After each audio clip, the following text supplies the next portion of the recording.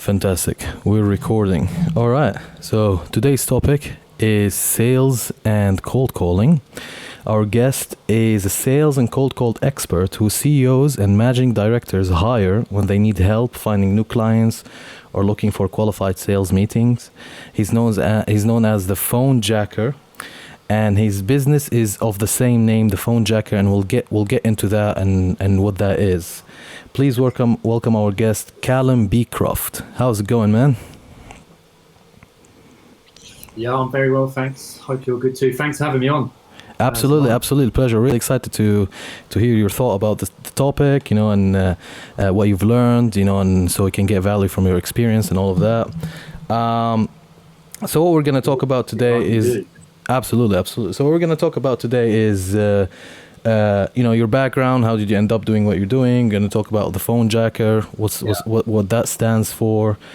We're going to do a typical thing that we do on the podcast, which is the do's and don'ts of your expertise. We're going to talk about, common objections, some myth busting online. You see a lot of people writing on LinkedIn about the topic. I want to hear your thoughts about what cringes you out. What do you think that doesn't doesn't really match reality and all of that about closing? And you've got like some opinions about the term always be closing and be authentic, be vulnerable. We're going to debunk those together. And some other topics, we'll get to it. But let's start with, if you can tell us, how did you end up doing what you're doing? What triggered you to start your content on LinkedIn, sharing your knowledge? And if you can segue that to the story behind the term, the Phone Jacker. Let's take a trip down memory lane. So you mentioned Benjamin, right? So he definitely comes into it. My story is, I don't know how long I've been working in sales, but too long probably. And I used to work for a number of different companies, basically selling some form of digital marketing services. Mm-hmm. So all those annoying pop-up ads that you see on your phone and across the websites that you visit, right? Yeah, that was me selling all of that shit. So I did that for a while, and then in my last company before I went self-employed, I was working for a company basically selling digital marketing services to sports books and online casinos. So it was across Europe, basically trying to get them to get more customers and retain those customers, right? So there's a lot of performance marketing. So I was doing that. I used to think I was really good at sales, had a bit of an ego and a chip on my shoulder, right? And then COVID came along. 2 years ago now, right? 2020. And it had a massive impact on obviously a lot of businesses, but my business as well, right? So because of COVID, a lot of live sporting events basically stopped, right? Basically everything, but the Premier League was obviously a big driver of revenue for sports books and whatnot. So they basically switched off all of their budget, and then some of them started focusing on the online casino side of things. Oh, wow. But the problem was, there's a big problem. But the problem was it basically really shone a light on kind of my inadequacies as a salesperson, because my pipeline dried up. There was some stuff that was going through that basically companies pulled the plug on it. And also what happened is I've really struggled to book meetings. A lot of these companies, like everyone, was kind of looking inwards, trying to figure out how to weather the storm and deal with all of these challenges that COVID brought. I really struggled. So for maybe 3 or 4 months, I was basically hitting my head against a brick wall. And I basically started experiencing burnout, and a lot of that burnout was from kind of working too hard, but also and we'll kind of get onto it, I guess, just being too attached to wanting to do well, right, and get meetings and make sales and stuff, but I just didn't know what the problem was. Makes sense. So I had all these problems, and it just shone a light on kind of my inadequacies of a salesperson. So basically that's what led me to Benjamin, who obviously you've spoken to on this podcast. Yeah, he was. Shout out to Benjamin. Guy. Great episode, great conversation. Yeah. No, he's a top guy. And yeah, so I reached out to Benjamin, and yeah, that's kind of where the journey started. So I initially went on one of his boot camps. It was a prospecting boot camp. Never done cold calling in my life. And yeah, here I was on this cold calling boot camp thinking, fuck, it's quite intense. This is a lot to deal with, right? So I did that, but it wasn't enough. So I went on his coaching club. He offers this coaching club, but a prerequisite of getting on there is you've got to go on his boot camp. So I went on his coaching club, worked with him for initially 6 months. And then after that, I took a month break, and then I think I worked with him for another 3 months. So yeah, during that 9-month or 10-month period, I was basically working with him, trying to get better at prospecting and selling, right? One of the challenges I had after that was, obviously you've spoken to them, and people that know Benjamin out there, like a lot of his stuff is quite contrarian and quite out there, right? So one of the challenges is getting the company that you work for to allow you to do the things that Benjamin teaches, right? And that was a bit of an issue for me. So I just quit my job. I think I had a 3-month notice period. Yeah, I did. I had a 3-month notice period. I just quit my job. I was like, I really want to get good at this. I dedicated myself to getting good at selling and prospecting.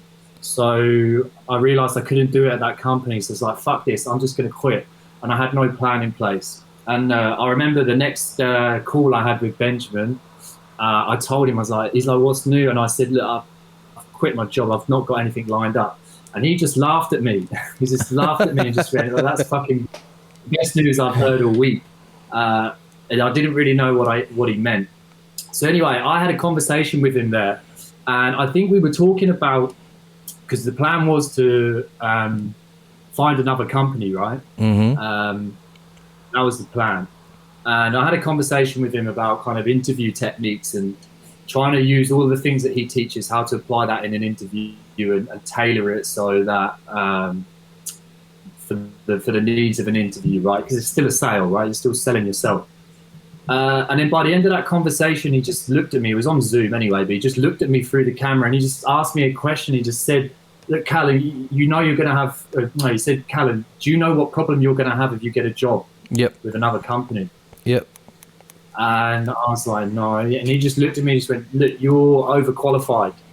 Like, oh, wow. You're going to go in there. Yeah, he's like, you're going to know more about selling than the person that's hiring you. And all the problems that you're currently experiencing with your current company, you're going to have the same problems, right? And you might struggle to get hired, right? Because who's going to hire someone that potentially, like, I knew a lot of the theory, I just lacked a lot of the real world experience, right? It obviously takes time. Obviously, in an interview, you can demonstrate theory, right? Doing it's another thing altogether. So is it fair to say that at this point you were trying to look for another company to sell their product and lend them your expertise? Yeah, but it would have been a full-time job, right? So it was basically, I just fed up with my current company. Didn't feel like I was progressing as much as I wanted to with all the stuff that Benjamin taught. And I was like, right, I'll find another company that will allow me to do it. Now, in the back of the mind, it's worth pointing out, like, eventually I wanted to go self-employed. I didn't know what that looked like, but I knew I was fed up of working for companies and being told what to do and all that side of things. But in the back of my mind, I was too scared to do it. I didn't feel ready. And that was kind of a bit of fear that was preventing me from doing it. So yeah, by the end of that conversation with Benjamin, he basically said to me, he's like, look, you've got one option. You've got to go, if you want to go and master this, you've got to go and do it on your own. So he was like, why don't you just do what I did? Go and set up your own prospecting business. And yeah, be self-employed, kind of have the freedom to work with who you want. You can work with a number of clients and try and build a business there. Fantastic. So just to explain to people, I think, and if you can elaborate on that, what he meant by is not working for anybody per se, but as let's say, I'm not sure if the proper term for this would be a freelancer, but as like your own thing to get hired by, you know, different companies at the same time to do like specific, but as your own entity, as your own legal entity, as you're not hired by, not specifically employed by someone, but hired as an expert, as like a you know, someone that's going to get the job done. This is our product, sell it for us, 1 2 3. Is this correct? Is this what he advised you? Is this how kind of like their proper definition? Yeah, pretty much. Yeah, no, exactly. The only thing I'd caveat is I only do the prospecting side of things. So my job is basically to knock down calls and get my clients in front of the prospects they want to meet with. Well, after that, I don't get involved. I leave it to them. They run the sales meeting. That's not my problem. So I just focus on that bit, right? Makes sense. Makes sense. So yeah, that's the kind of the conversation that we had and where it led. Oh, right. Fantastic. So, and this is how you formed the Phone Jacker. Is this how it came to be? Yeah. So this conversation that I mentioned with Benjamin, I think it happened around May last year. And as I said, I had a 3-month notice period. So I think this is in month 1. And yeah, so that kind of set me on that path of, right, I'm going to go self-employed. Obviously, I guess I didn't need to, but most companies, even if you're a one-man band like myself, usually have some sort of name, right? Or some sort of title that demonstrates what people do. And I thought, well, look, no one could tell me what I could be called, right? So as long as it makes sense, I could just call myself anything. Of course. And I literally only had one idea, the Phone Jacker. That was always the first thing that came to mind. And I don't know if you've ever seen the comedy series, The Phone Jacker. It's maybe like 10 years old, 12 years old. I haven't. But what is it about, if you want to plug it? You haven't seen it? No. Listen out. You should definitely go on YouTube. Go and search on YouTube. So yeah, there was, in the UK, there was a comedy series. Like I said, it's like 12 years old, called The Phone Jacker. It's spelled Phone and Jacker. Basically, it's a guy, I think his name is Kayvan Novak. And basically what he did is he just used to sit in this small room and he'd make prank calls. And he basically is so good at all of these different accents that he created all of these kind of fictional characters. Oh yeah, it rings a bell. 100%. Yeah, it rings a bell. Yeah. Was it on like E4 or something? Yeah. Exactly. I think. Well, that's the one. Yeah, yeah, I remember that. He created some household names, I guess. Now, like Terry Tibbs was a character. He had George Akadaka de Gwengo was kind of a Nigerian. He was like a cold call. What's the word? Not spammer, but he basically would try and trick people into giving him money, right? Yeah, he created all these characters, all of these cold calls and stuff. And I used to love watching it. So, like I said, when I was thinking about names, that was the first one that popped into my head, and I was like, well, I'm just going to steal that. And yeah, so that's when the Phone Jacker was born. Oh, fantastic. And if people want to reach out to you, you know, and you know, hire you, get your service, you know, all of that stuff. I know that you've mentioned to me offline that it's definitely not a coaching business, not a consulting business. It is actually getting the actual job done. So how can people reach out, and what should they expect from you if they reach out? Sorry, you cut out on that last bit of the question. Yeah. That's the first part was how do people touch? What was the second part? Sorry, so how would they reach out to you, and what should they expect if they reach out to you? Yeah, okay, good question. It's quite funny actually. I either posted something or I wrote a post for tomorrow for LinkedIn, and I was talking about generating inbound business, right, for small businesses. They're primarily my sweet spot in terms of ideal client.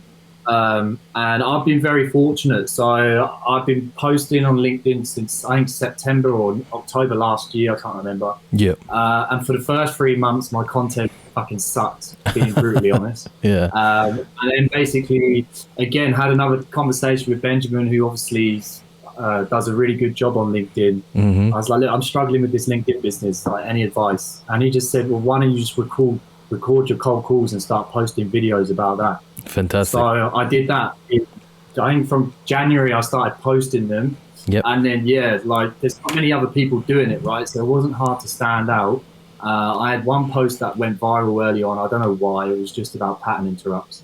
Right. And then, from the beginning of February, I just started getting all of these inbound business coming from LinkedIn. Is that post the one where the lady tells you, yeah, this is a very good opener? I can't, maybe, yeah. I think it might be. Like I said, it was from January, right? I've got a video here that for you that I would like to plug so people can see what you do. I've took this from Callum's LinkedIn. Please follow him on LinkedIn, Callum Beecroft. Let's watch this together. It's very, very, very interesting.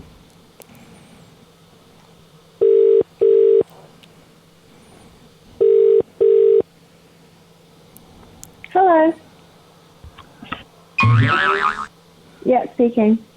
Hey, this is Callum. Look, I'll be up front. This is a cold call, so it's up to you. You can either hang up now or let me have 30 seconds and then decide. That's quite a good opening. All right, you've got 30 seconds. All right. That was brilliant, man. How did that? Yeah, go for it. Sorry, go on. Go for it. No, I was just saying it's funny listening back to that because I think that was probably recorded in November, December last year. Yeah. And I've been doing it so long now that listening back to it, I'd probably sound very different. Like, do you know what I mean? It's muscle memory. I've said that opener so much. That, yeah. Would you say this is the main opener you go for? Yeah, it depends. That's a good question, because I think in that post I mentioned I've been using that opener and I've had varying different levels of success with different prospects, right? And it's an important point with cold calling is that there are different personality types out there, right? So I don't know if you've heard of DISC profiles.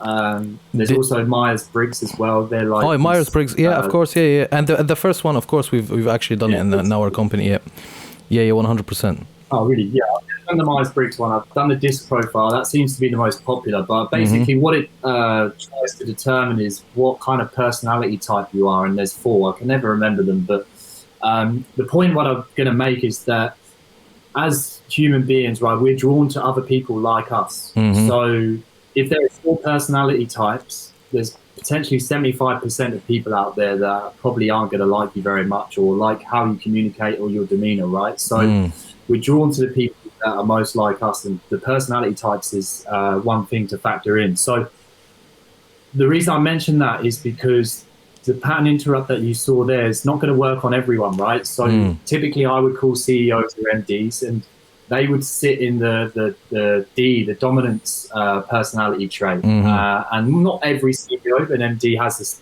same personality traits, but most of them do. They're direct people, they're to the point, they're blue sky thinkers. They're obviously busy people being CEOs, right? So all of these things play into how you need to communicate with these people. Now, I'm a business owner, so you could say I'm a managing director, but I probably wouldn't class myself as one. But I'm not these people, right? I don't own a big company with lots of employees and I've no idea what their world's like, right? So I have to act.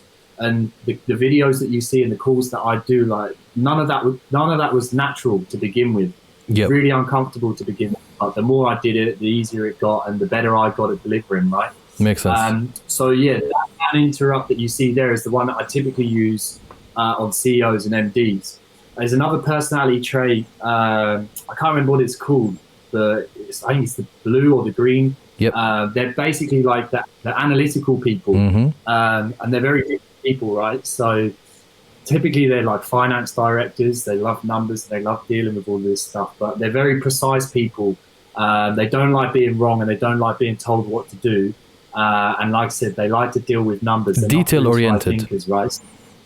Yeah, exactly. Spot on. So yeah, I've never actually called these people, but if I was, I'd factor all of that in and I would definitely use a different approach because telling someone to hang up if they're in that. I'm one of these. I'm one of these guys.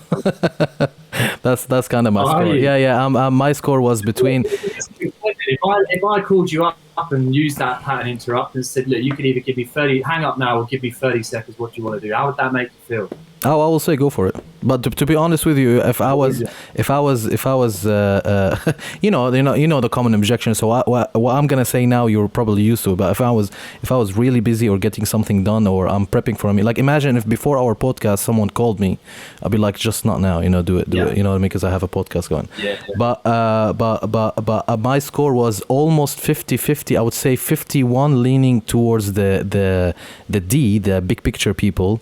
And then the 49% is, so if you I'm not sure if you've seen the version of that personality exam where they display these 4 personality over a circle, and the big picture people and the detail oriented people are on the top half of that circle. So I was like literally 50% almost between both of them.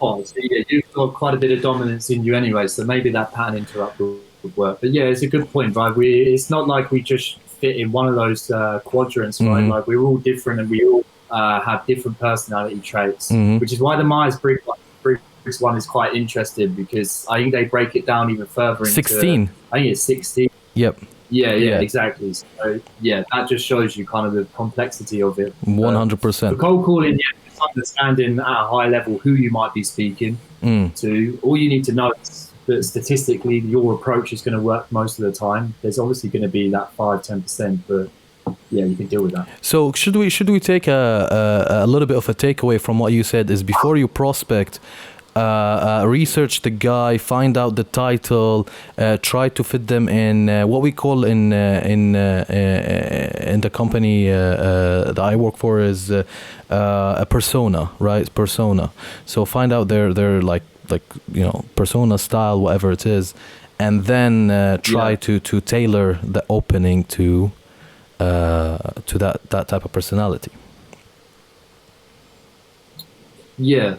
So, sorry, is the question how do I manage that? Or no, would you agree that this is the case? Like research before, find out what the prospect, how they are, and all of that.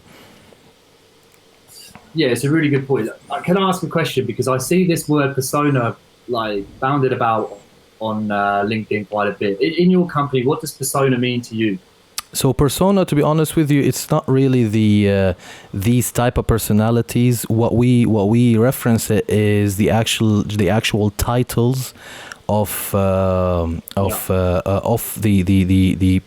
people we're gonna contact. So we've got, depending on the products we sell, we look at the most most common people that we reach out to. And we have like 6 personas for them, because there are like typically 6 type of titles we contact. Now, obviously, if you're selling a different type of product, those personas might be different. Because let's say if you're selling to HR, if your product is HR oriented, you know what I mean, then it's gonna be, those 6 personas gonna be different than the finance. But what's good about the thing you've mentioned, the 4 personality, is that this applies to all human beings, so it doesn't have to do with the title. Yeah, no, exactly. That's a good point. So, yeah, how would I do it? And I'll tell you how I do it. And it was, for some companies, like enterprise sales, a lot of people say that there's so many different decision makers involved that it's a bit more difficult, right? I've not done enterprise sales, and I don't for any of my clients. It's a lot more straightforward. So anyway, if I was to onboard my clients, it's a big thing that I always stress to them, is that we've got to get this list right, because 2 problems can happen, right? The first, or 3. The 3 problems, sorry. The first one is that I can't get hold of anyone. Yep.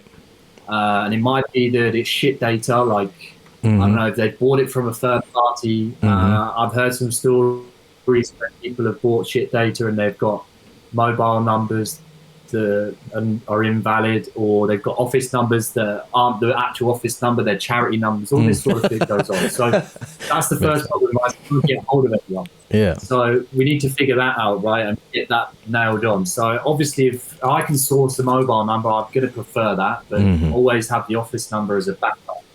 So that's the first problem. The second problem is that I'm getting through to people, but they're either the wrong company or they're the wrong person at that company. So we need to understand who the right businesses are to speak to and who within those businesses are the decision maker. Yep.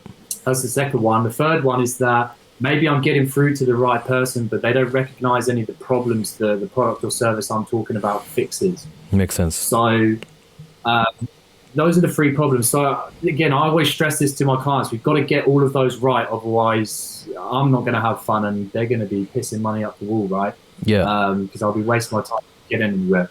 So I would always focus on those things. And I wrote a post today actually listing out how I would do it. The first thing I would do is we discussed this with my clients, is I need to understand what are all the problems that their product or service fixes in the prospect's world. Mm-hmm. What are all the problems?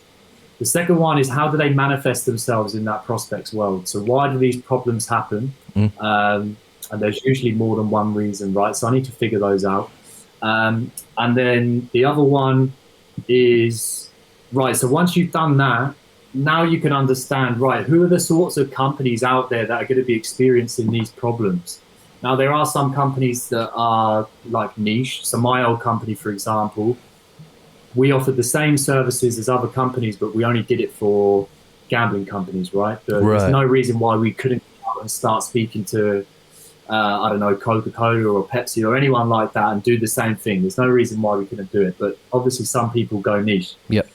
But once you've identified the companies that are going to be experiencing these problems, then you just need to figure out who's the best person to speak to or who's responsible for fixing those problems in each individual company. Mm-hmm. And it can change because the smaller companies, for example, perhaps the CEO or the MD is the person responsible for looking after it.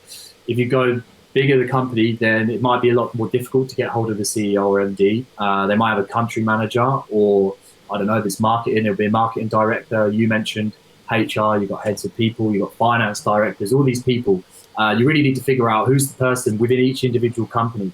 And then, yeah, that's basically your list, right? And like I said, once I've done that, you can pretty much determine who the persona is for each individual, right? Like the CEOs are going to be high in dominance, the CFOs are going to be high in, I don't know what it is, but the analytical side, right? Yep. The heads of HR, they're going to be, I think it's sentient, right? The people that love feelings and all of that. Yep. And then you've got sales directors that, and probably marketing as well. They're high in the influence, the yellow one, right? Yep. So you can pretty much identify it. And like I said, this is just a generalization, but it's a good generalization, right? There's always going to be exceptions to the rule, but for the most part, if I just focus on that, then I know that I'm going to have more success than I'm not. You will increase your probability and your chances, basically. Yeah, exactly that. But the final point I'll make on it is I always try and go to the CEO or MD first.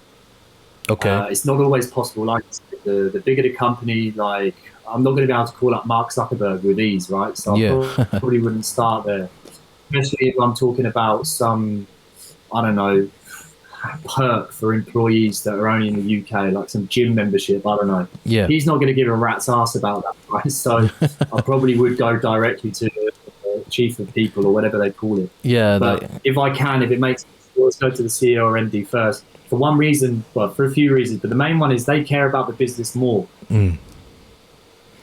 Makes sense. Right? So I can have a better conversation with the CEO or MD. If they're not involved in the decision-making process, they'll often pass you on to the person that is. Makes sense. Someone that's been told by the CEO they need to speak to me is a lot more open to speaking to me than if I called them up direct, right? So there's a benefit of that. And also CEO and MDs, most of them started in sales. So there's a mutual respect for cold calling. Oh, right. A lot of these guys did this when they were my age, right? So a lot of them, very rarely do I get a pissed off CEO when I've called them. Oh, fantastic. So lower down the So actually CEOs, you find a lot of CEOs that you find a lot of CEOs that you contact actually respect your approach and all of that stuff, and they're more willing to engage than, let's say, another C-suite executive. Yeah, absolutely. Like I said, the main reason is the CEO or the MD, they care about the business the most, right?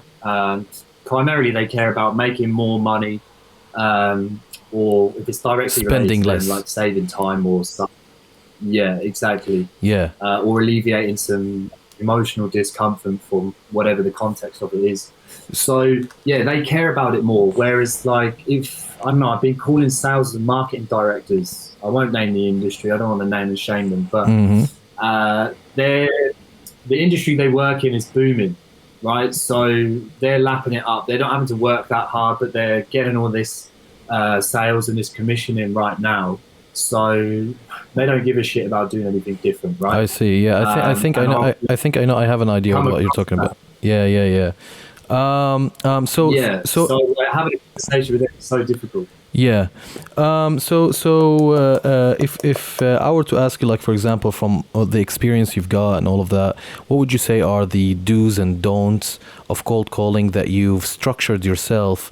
How would you, I mean, there's got to be some stuff that you told yourself, okay, I'm never going to do these. And there's got to be some stuff you'll be like, I'm definitely doing these because I'm going to double down on them. They are working. What would you say these are?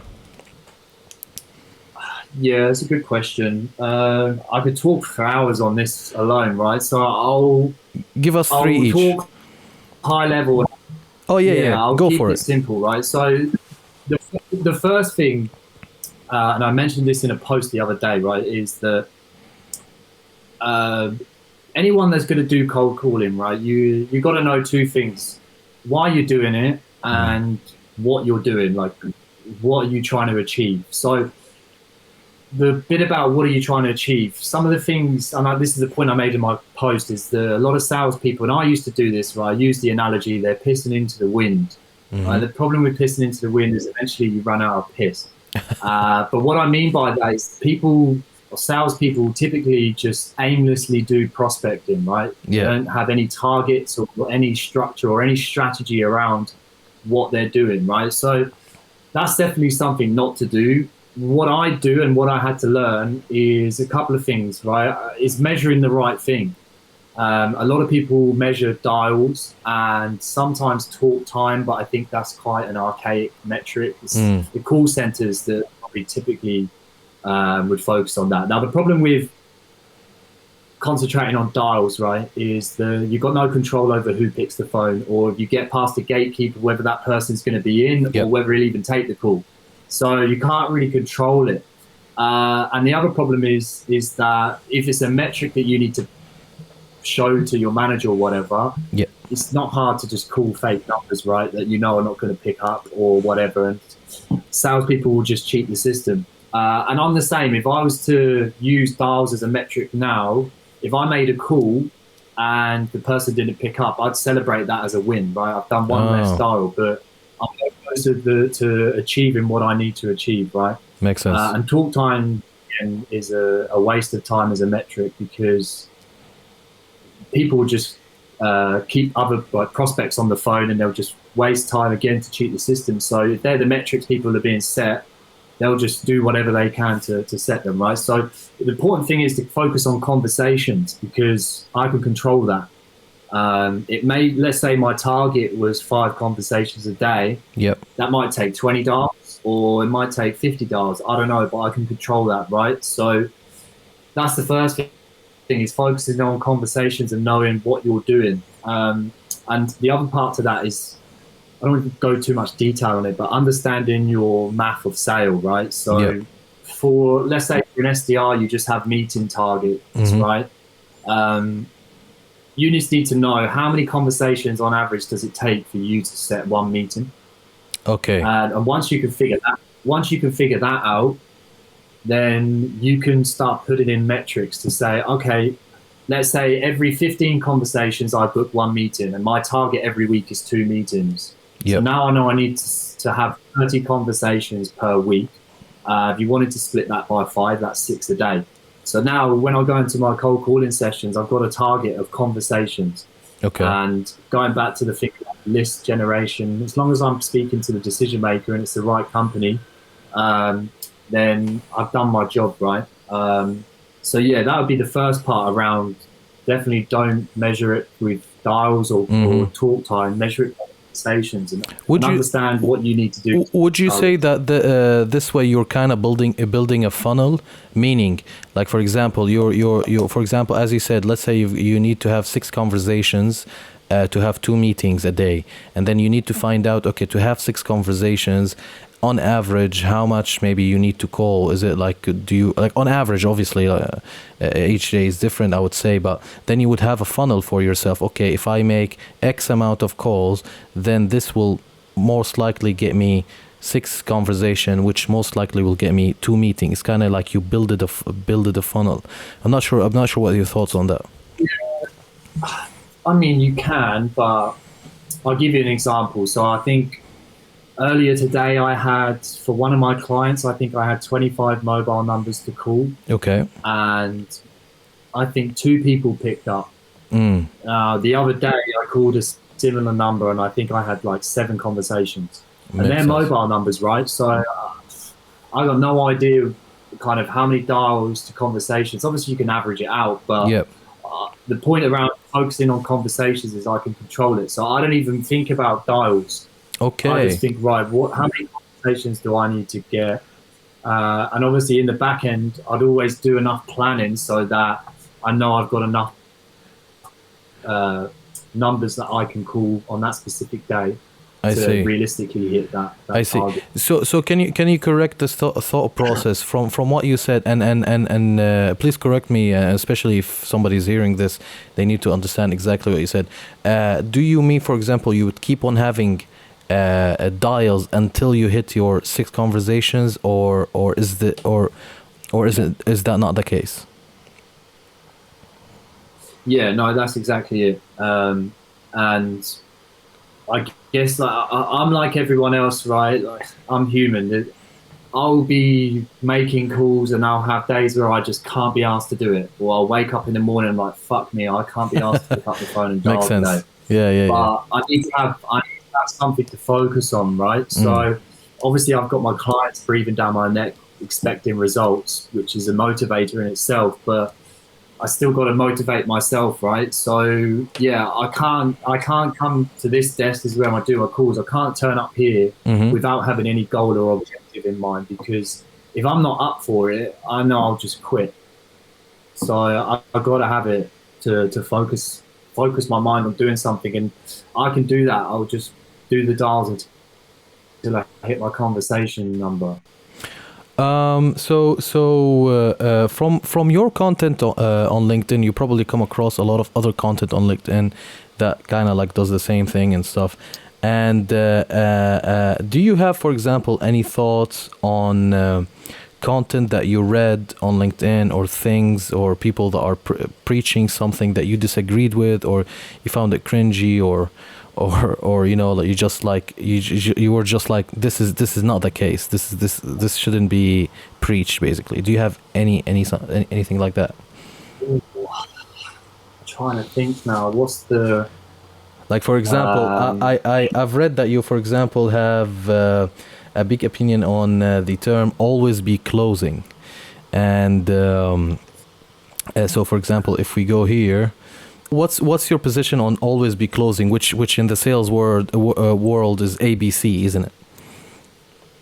Yeah, it's a good topic. Yeah, so I guess like I always use LinkedIn, right? So I see a lot of this stuff. That's where I get the inspiration from the post. This specific one, I guess like a lot of people talk about different tactics to secure a meeting when they're on the call.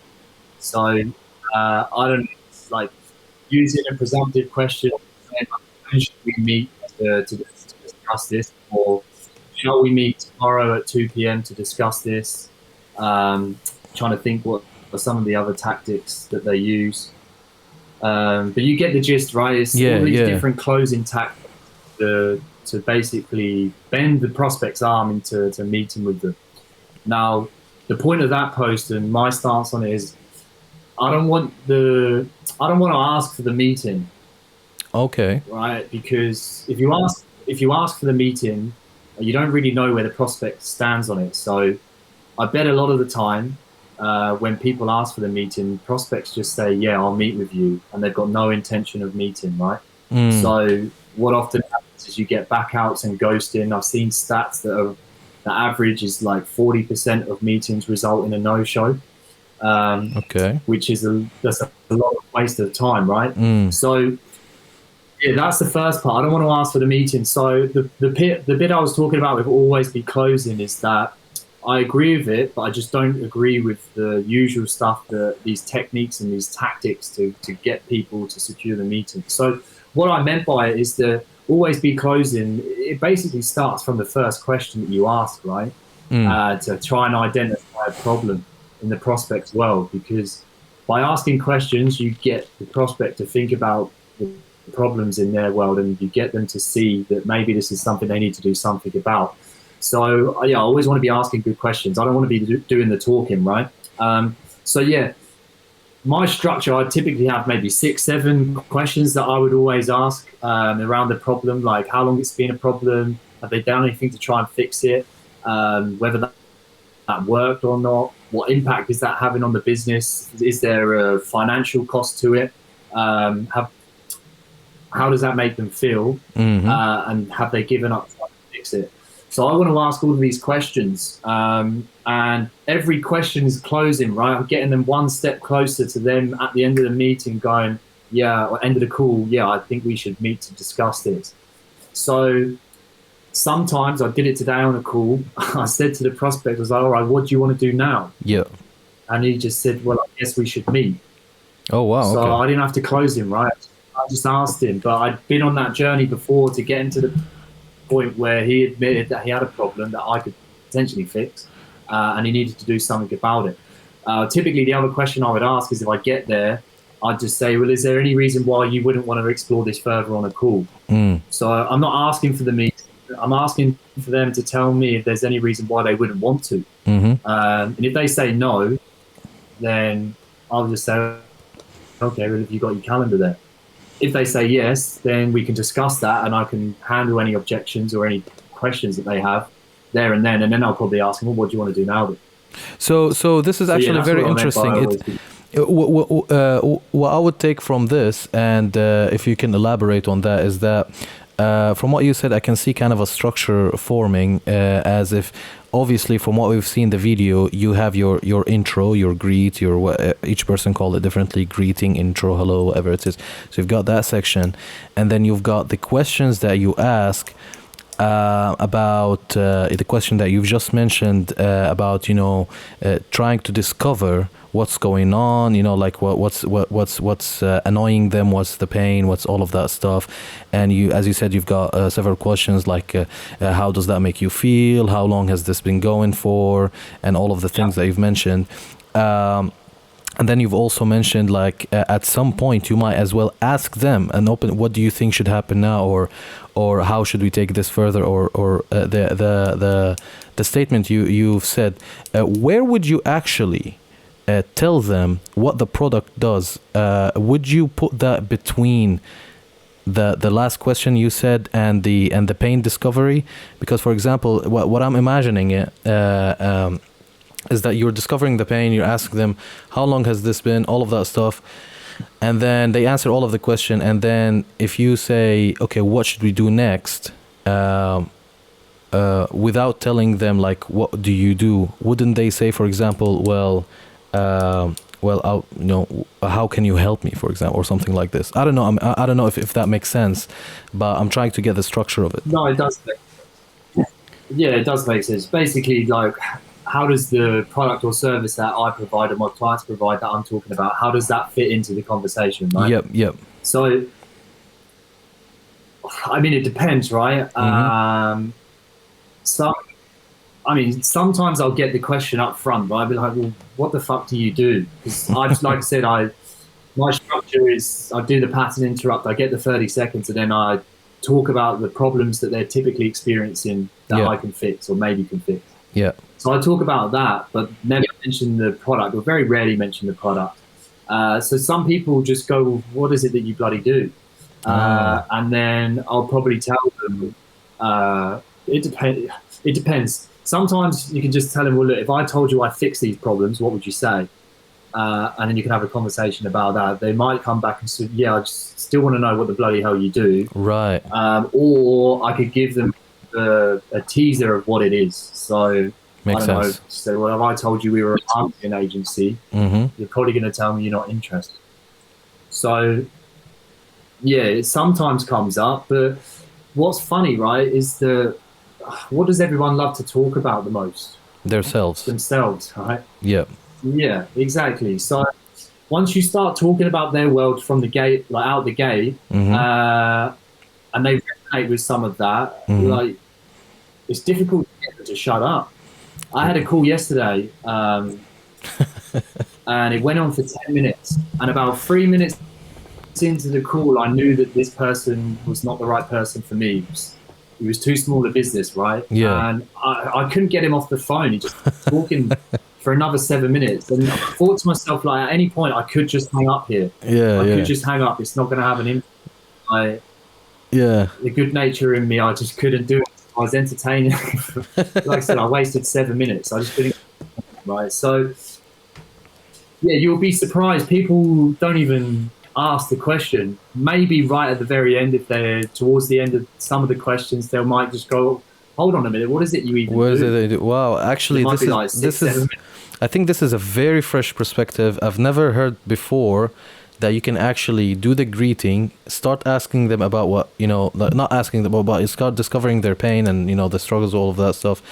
And then they might prompt you, prompt the question, what is it that you do and what do you do and all of that stuff. And then that obviously carries on the conversation because now they want to find out, like, why are you asking these questions? I mean, it seems like if you're asking these questions, then I'm interested in what you do and all of that stuff, even if they said it in a rude way. But that's very an interesting perspective, because normally from what I see is that people do the intro and they'll be like, can I take 30 seconds? We're like, okay, go ahead. And then it'll be like, okay, so we are 1, 2, 3, 4, and we do 1, 2, 3, 4, and all of that. And now, when I speak to people like you, I hear these typical pains: 1, 2, 3, 4, 5. Which one of these resonate with you the most? And they will be like, oh, well, I think everything's fine, all of that, But I think with the pattern you're saying, it's very interesting. Thank you for sharing that. Is there any objections, for example, during such calls that you taught yourself how to handle? Like, the most common objections is that, for example, we're not interested, this is taking too much on the phone call, all of that stuff. How do you handle these type of objections? Yeah, good question. I guess there's two parts to objections, right? There's an objection to taking the call, and there's an objection to the conversation, right? So, I don't know, let's pick one from each. Let's say objection to the call. I'll tell you what, I had one the other day, and I don't always do this, so I'm showing off in some degree, but basically I called up someone, CEO and MD, and he said to me, sounded like he was having a rough day, and he just said to me, he's just like, I'm not interested, can you take me off your list? Now, sometimes if I'm not really switched on, and it can happen, I'll accept it, and I'll just be like, fine, I'll just take him off the list. I don't want to piss him off. I was switched on, maybe it was in the early stage of the conversation. So I said to him, I said, look, okay, not a problem, I can take you off the list. Before I do that, can I ask you a question? And whenever you ask someone, can you ask them a question? No, they never say no. I've never been told no. So he said, yeah, go on. I said, by the sounds of things, you get a lot of these sales calls. So fantastic. Yeah. Can I ask, what is it about sales calls that you hate so much? And I think he said something along the lines of he gets a lot of them, and fucking salespeople are dicks, and all they do is interrupt him and take too much of his time and talk about themselves. Yeah. So I just said, no, that sounds frustrating. So can I ask one last question, let you go? So if I promise not to behave like that in the next 30 seconds, would you let me have them? And if by the end of those 30 seconds you don't want to carry on talking, we can end the conversation there. And you can't really argue with it, can you? Wow. He just said, why he doesn't like cold calls. I said, that's like powerful. That. And he said, fine, you can have your 30 seconds. That's powerful. But they didn't lead to anything. It's fine. It's fine. But he accepted it, didn't he? He accepted the 30-second. Yeah, and like I said, I don't always respond like that, but I did in that moment, and I should do it more, right? But that's very sometimes powerful. when we react to the people that we're speaking to, right? He sounded pissed off, and there was that little voice in my head, my critical parent saying, like, yeah, you can't piss this guy off anymore, so I just end the call. Yep. So yeah, that's on the objections to cold call. I guess the biggest one to do with the, I don't know if you agree with this, when you're actually having the conversation, the biggest one is send me an email, right? Would you? A lot, not just okay. Send me an email, or I will talk about all of those stuff that basically they don't want to do a call to action on the phone. Yeah, exactly. So it doesn't matter how good you get at cold calling, right? You're always going to get send me an email. It depends where it comes up on the call. I have a different approach to using it, right? So, like typically, if it's at the very beginning of the call, then this person just doesn't want to take cold calls. So you might want to handle it in a similar fashion to the example that I just mentioned and ask the question like, what is it about cold calls you hate so much? Right. That's maybe how I'd answer it. If it was kind of midway through the conversation,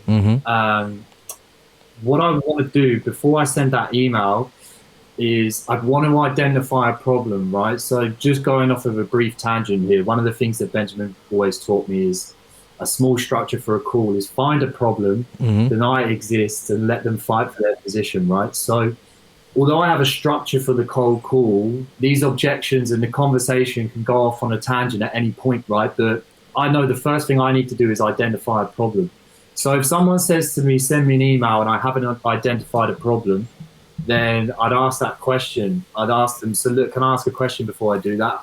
Are you asking me to send an email because you recognize one of those problems that I mentioned, or are you trying to get rid of it?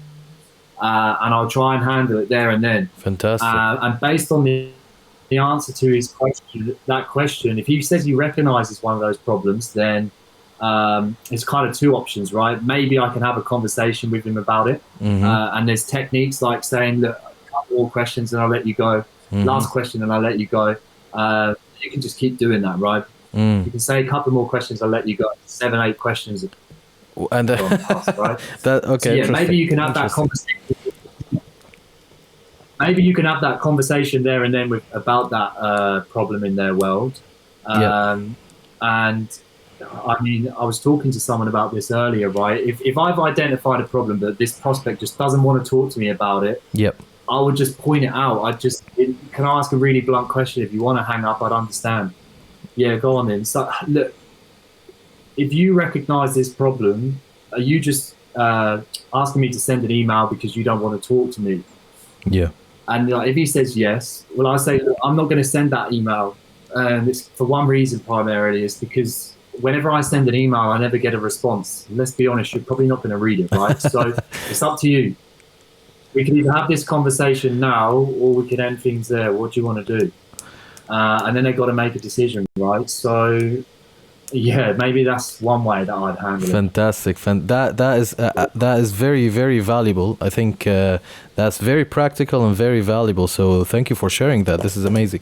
I'm conscious of time, so I'm just gonna ask you to leave some final thoughts for people who are starting sales. They just picked up a sales career, whether at a company or selling. I don't know. They just started a product and then they want to go out and do cold calling to sell their product. All of that stuff.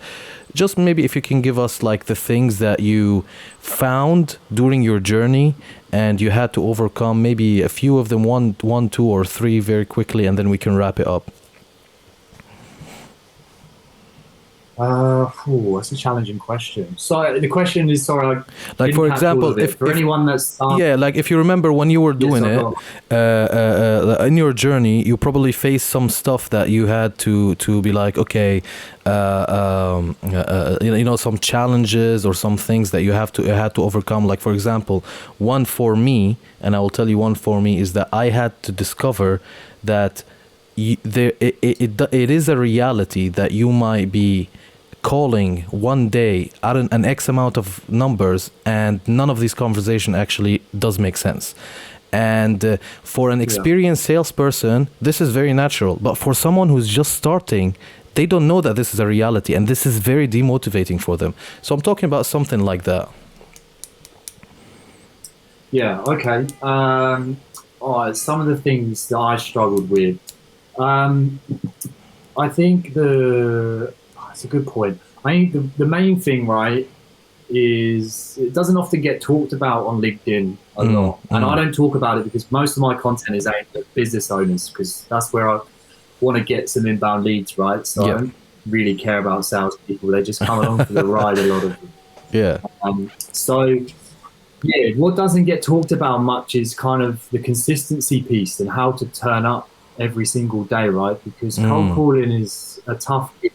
And one of the things that I struggled with when I first set up my business was I struggled to turn up and do the dials consistently. And I struggled to adapt from being an employee to being self-employed. Now, in my head, the fact that I was self-employed and that I didn't have any clients at the time and everything was on me, and if I didn't do my job, I wouldn't have an income and I wouldn't be able to put food on the table or pay the rent, right? So in my head, I thought that was just going to be the biggest motivator of all, and I'll just do the job. Yeah. And it turns out that wasn't the case, right? There would be days where I just couldn't be asked to do it. I had no motivation. I'd fart about, I wouldn't do the dials, and I struggled for consistency. And the thing that I realized is that you've got to, mindset is obviously key, but you've got to, people often talk about kind of removing friction, right? So, but from me waking up in the morning to standing here and making dials, like, how can I make that process as seamless as possible and remove friction, right? So distractions and all these sort of things. I had to adopt all of these techniques, right? So like measuring conversations and focusing on that and having a target, right? And just turning up and doing that target. Another thing that I had to do was I had to get good at doing all of my prep the night before. What I didn't want to do is wake up, come to this desk and realize that my prospect sheet is a mess. I haven't changed it or updated it from yesterday. So I've got to fight about doing all of that to make sure I'm not contacting people I've already spoken to, or if I call people too many times. I had to get into the habit of doing that the night before. So when I woke up in the morning, literally the only thing that I had to do was come here and press the dial button, right? And I was having those conversations. Another thing that people probably struggle with, and I still struggle with this myself, right? I don't think it ever goes away, is call reluctance. Okay. And I mentioned before, like, I'm human, right? Some days I'll have loads of motivation and drive to make the call. Some days I just can't be asked. And one of the things that kind of I did to get over that was the days where I really, really struggled, I just tricked my brain. And I knew that the thought of maybe making 100 dials, mentally I just couldn't do it. So I tricked the brain. I just said, look, just do 10 dials. Just focus on that. Just to get 10 dials just to get myself to my desk. Now I knew as soon as I got onto the phone, as soon as I got into it, I'd be fine. So I just did the 10 dials. As soon as I got into it, then I just rechanged the focus. Right now I'm on to my 6 conversations, right? And I did that. So I always use that trick. And like, it sounds stupid, right, talking it out loud, like how can you trick your brain into it? But just the thought of doing 10 dials, I can do 10 dials any day, right? Yeah, no, hungover. It's 100%. It happens with a lot of things, exercising and a lot of things. You'll be like, okay, I'm just gonna go on the treadmill for, let me just do 5 minutes. And then you'll find that 5 minutes doesn't do much. Okay, I'll do another 2 minutes. Oh, okay, no problem. I'll do another 2 minutes. 1 minute, you know what I mean? Then you find yourself doing like 15 minutes. Which, that is very interesting. So you set kind of a goal to kind of, let's say, trick yourself in a positive way. And the way that your brain processes this to get yourself out of that habit is interesting. And it's also very insightful to see that a lot of people go through this process where, you know, they get complacent at the beginning because of a lot of the hardship of the, you know, like cold calling and sales, and the rejection. You get like what I call rejection burnout, or you know, like you don't get a positive output, and you get some burnout out of that, and then you might get complacent. And how powerful it is that sometimes, exactly as you said, I mean, you might be like, okay, I mean, in your case, you're self-employed and all of that, and this will lead, this actually, you need to do this to, you know, put food on the table. And even though burnout can be so powerful that it might make you complacent, even though. So having these techniques, you know, processing this and overcoming it is very valuable. But with that being said, I'm not going to take more of your time. We've got, you know, the scheduled time here. Thank you so much for all of your insight today. This was a blast. A lot of practical information. And if people needs to reach out to you, first of all, you've got your LinkedIn, Callum Beecroft. Make sure you follow and connect with Callum. If they want to hire you, if there's any business listening here, is it phonejacker.com? Is that the domain? No, it's thePhoneJacker.co.uk. ThePhoneJacker.co.uk. Yeah, and it's PHONE, not the FONE one. Oh yeah. So just make sure you get that right. Yeah. Makes sense. Yeah, makes sense. Obviously, unless you wanna have a laugh, then go to the other show. I'm gonna actually go to YouTube to check one of those. Let's be honest. Yeah, obviously the best place to get me is LinkedIn, right? So yeah, if there's anyone that's thinking of hiring me, then yeah, maybe I can help. Come to LinkedIn. Or my email, callum@thePhoneJacker.co.uk. Just drop me an email. Or email Callum. With that being said, Callum, thank you so much, and I hope we do this soon. Maybe we'll do one with Benjamin all together, and we'll bring some salespeople and have some sales. Yeah. I've actually said that to Benjamin. Benjamin, if you're watching this, I know that you're up for it. So we can do this. We can do like a sales roundtable, and you'll be watching this week. All right. With that being said, thank you, Callum, and we'll talk to you soon. My pleasure. Thanks for having me on, Tari.